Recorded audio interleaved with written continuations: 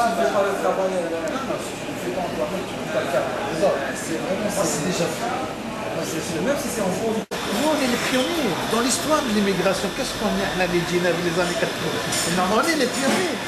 On est les pionniers, on n'est ni réseautés, on n'a ni réseau, ni rien, on est les premiers.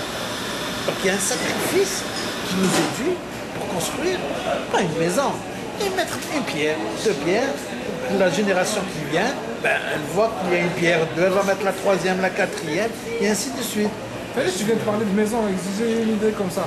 L'histoire de maison d'Algérie qui n'a pas marché, est-ce que c'est utile? Est-ce que ça peut être utile dans une intégration? Maison d'Algérie, combien de maisons d'Italie?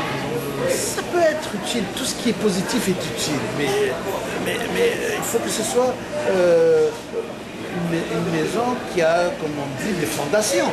Ok, quel serait le schéma, le bon schéma, je dirais pas le schéma idéal pour que ça marche?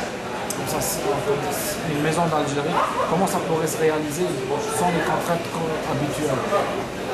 Moi, je pense pas au niveau de notre génération, on devrait penser à ça. Je pense à une deuxième, une troisième, pour la simple raison qu'on a besoin de cette maison d'Algérie, pas pour nous-mêmes, pour les Québécois aussi. Bien sûr. Parce que pour eux, les Québécois, ben, c'est ça, ils connaissent rien de l'Algérie de toute façon.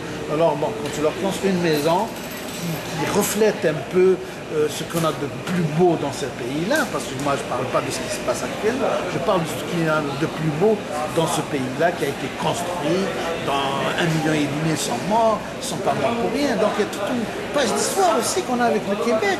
Oui. Il faut l'apprendre, il faut l'enrichir, il faut l'agrandir, il faut qu'il y ait des gens qui font des docteurs qui doivent écrire sur cette page-là d'histoire. Moi je ne te dis pas l'anecdote, moi j'ai des gens, des historiens qui m'appellent de France, parce qu'ils me voient sur Internet, mon point de vue, qui veulent voir comment on peut penser au Québec de cette manière-là.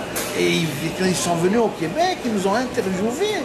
C'est extraordinaire. Ouais, c'est quoi cette histoire? Mais quand on leur explique de quoi il s'agit, on leur apprend pas mal de choses aussi.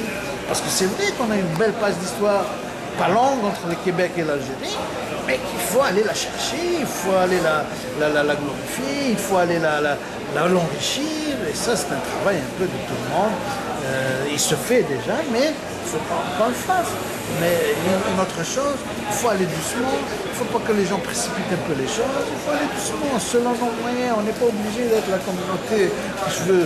Non, il faut aller doucement en respectant, bien sûr, la société d'accueil,